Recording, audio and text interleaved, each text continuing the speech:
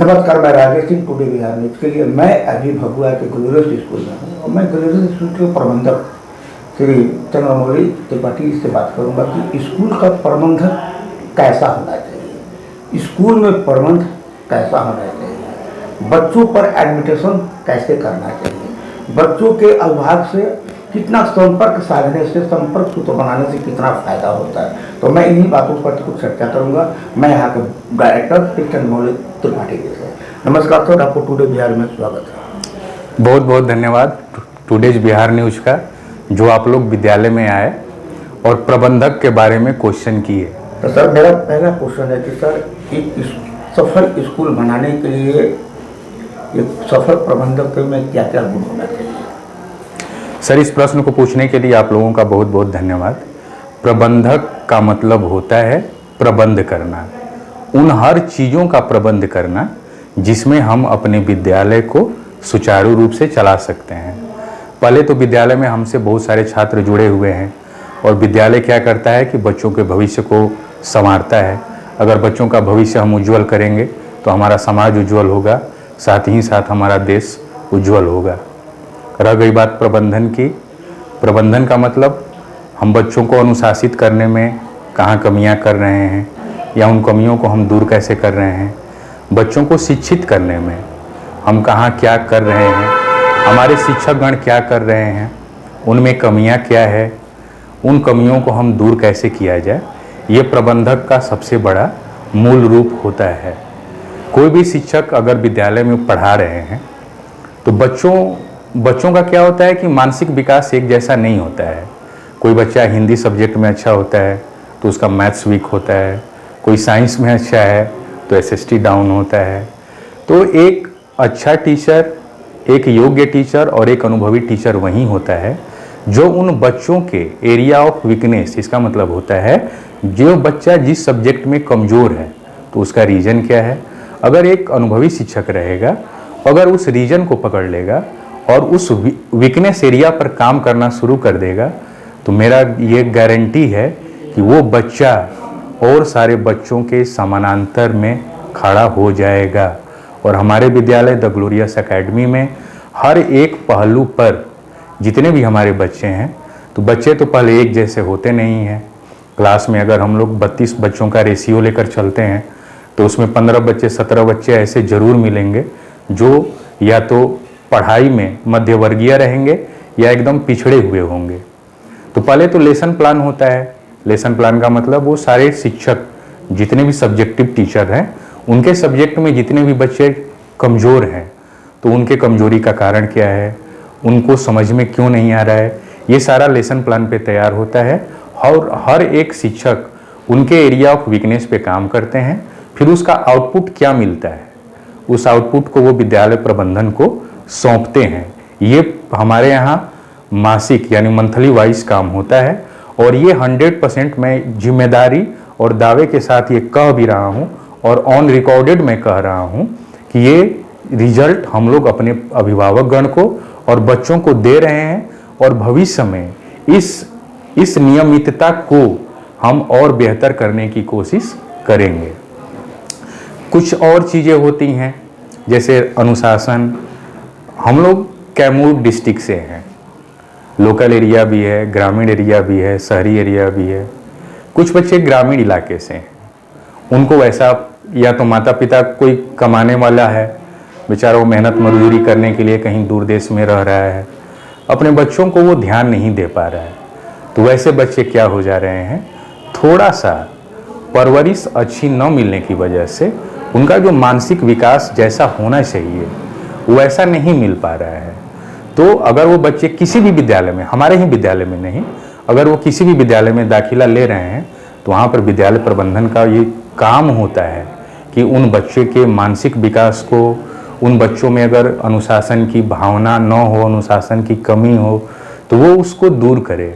Sir, विद्यालय में मेरे हिसाब से, एक निदेशक के हिसाब से, एक प्रबंधक के हिसाब से, विद्यालय में सुरक्षा पहले पैदान पे आता है, अनुशासन दूसरे पैदान पे आता है, पढ़ाई तीसरे पैदान पे आता है। ये मेरा पर्सनल ओपिनियन है, इसे बहुत सारे लोग एग्री नहीं करेंगे, लेकिन एक विद्यालय में सेफ्टी फर्स्ट, पहले हमें बच्चों को सुरक्षित रखना है, फिर बच्चों को अनुशासित रखना है, फिर बच्चों को हम पढ़ाई देंगे।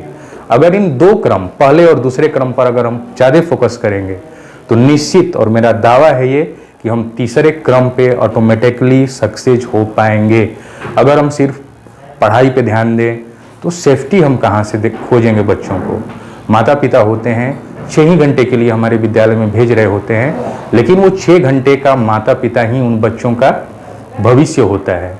विद्यालय ही 6 घंटे के लिए उन सारे बच्चों का माता पिता होता है। तो इन सारी चीज़ों को ध्यान में दिया जाता है, तो इन सारी चीज़ों का ध्यान हमारे यहाँ दिया जाता है। लेकिन कुछ हैं क्या, जैसे क्या होता है, भभुआ है, कैमूर में हम सभी लोग रह रहे हैं।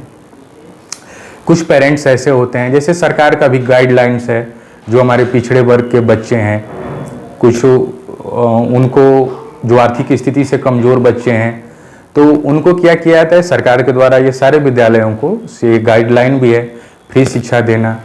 लेकिन कहीं ना कहीं ये हम लोग देख रहे हैं कि कहीं ना कहीं कुछ कमियां मिल रही हैं। आपने फ्री शिक्षा का नाम लिया, मैं भी जानता हूँ कि सरकार के द्वारा आप लोग का आदेश है कि जो बच्चे उस लायक नहीं है, उनका अभिभावक फीस नहीं दे सकते हैं, हाँ, उनका टेस्ट नहीं दे सकते, किताबें नहीं दे सकते, उनको आपको पढ़ाना है। तो सर, क्या आपको लोगों को सरकार की ओर से किस तरह का योगदान मिलता है? सर अभी तक तो ऐसा मिलता है, बहुत सारे विद्यालय को मिला भी है। अभी तक तो ऐसा अनुदान मेरे विद्यालय को नहीं मिला है। आपके यहाँ कितने बच्चे पढ़ते हैं? सर हमारे यहाँ लगभग 700 बच्चे हैं।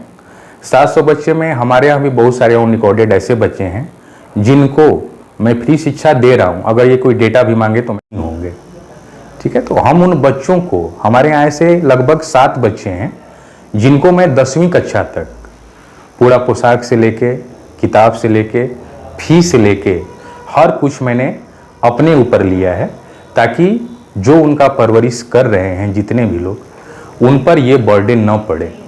तो ये मैंने खर्चा उठाया है। लेकिन कुछ हम लोग सरकार से भी उम्मीद करते हैं, क्योंकि सर प्राइवेट विद्यालय है हमारा, बहुत सारे शिक्षकगण होते हैं, बहुत सारे नॉन टीचिंग स्टाफ होते हैं सर, वो भी विद्यालय के भरोसे होते हैं। अभी तक मतलब सरकार से कोई योगदान नहीं सर, अभी तक तो ऐसा नहीं है। भविष्य में हम उम्मीद करेंगे कि हम भी उस श्रेणी में आए। अच्छा सर, एक बहुत अच्छा क्वेश्चन है शिक्षा के रास्ते में आखिरी क्वेश्चन है।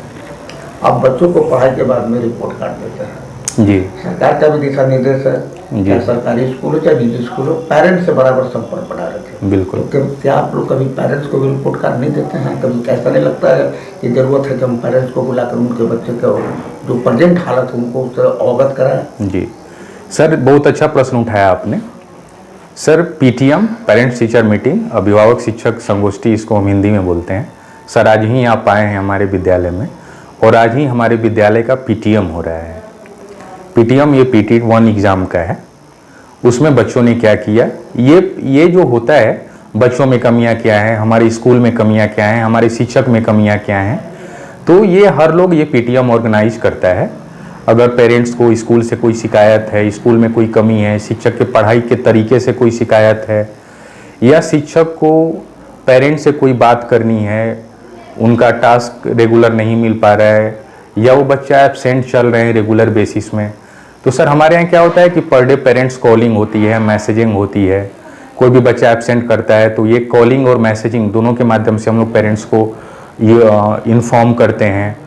कोई बच्चा टास्क नहीं बना रहा है, होमवर्क नहीं बना रहा है, टाइमली अपना नोटबुक अपडेट नहीं कर रहा है, तो इस माध्यम से भी हम लोग पेरेंट्स से बात करते हैं, उनके सब्जेक्टिव टीचर और क्लास टीचर के माध्यम से। तो सर पीटीएम हमारा रखने का ये मकसद होता है कि पीटीएम के दिन सारे सब्जेक्ट टीचर एक टेबल पे होते हैं, बहुत सारे पेरेंट्स होते हैं, तो उन पेरेंट्स को हिंदी में क्या प्रॉब्लम है उनके बच्चों को, मैथ्स में क्या प्रॉब्लम है, साइंस में क्या प्रॉब्लम है, कंप्यूटर में क्या प्रॉब्लम है, साइंस लैब में कोई दिक्कत है, कंप्यूटर लैब में दिक्कत है, मैथ्स लैब में दिक्कत है, तो पेरेंट्स भी अपनी बात रख पाते हैं वहाँ पे सामने से। टीचर्स को बच्चों से रिगार्डिंग कोई कंप्लेन है तो टीचर्स भी पेरेंट्स से फेस टू फेस बात कर लेते हैं। तो ये पीटीएम रखने का बहुत बड़ा प्रभाव पड़ता है। तो ये हर जगह होनी चाहिए और रेगुलर बेसिस पे तो हमारे यहाँ होती भी है और होनी भी चाहिए। चलिए मेरा आपसे क्वेश्चन है, लोकतंत्र का त्यौहार है, हमारे यहाँ 1 जून को मतदान हो रहा है। सरकार के तरफ से बहुत ज़्यादा जागरूकता अभियान चलाया जा रहा है कि मतदाता अपने मत का अधिकार को प्रयोग करें। सर आप भी शिक्षित हैं, आप भी मत देते होंगे, मत में भी मुझे भी देना है। सर एक बात बताइए, एक मतदाताओं को कैसा प्रत्याशी चुनना चाहिए? सर पहले तो भारत हमारा लोकतांत्रिक देश है और हम भी पूरे अपने प्रदेशवासियों से अपील करेंगे कि 1 जून को वो बढ़ चढ़ कर मतदान करें। हमारे डिस्ट्रिक्ट एडमिनिस्ट्रेशन के द्वारा भी बहुत सारा जागरूकता कार्यक्रम चलाया जा रहा है। ये जागरूकता कार्यक्रम हमारे विद्यालय में भी बच्चों के द्वारा प्रस्तुत किया गया था ग्रुप डिस्कशन के जरिए।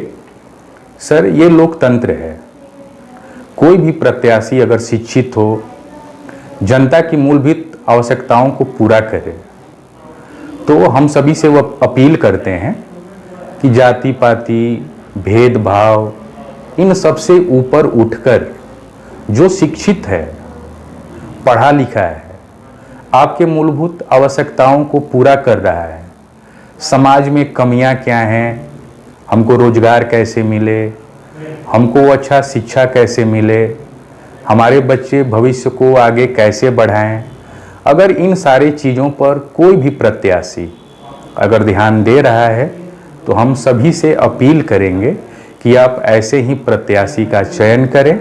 अगर हम एक अच्छे प्रत्याशी का चयन करेंगे सर, तो हमारा भविष्य हमेशा उज्जवल रहेगा।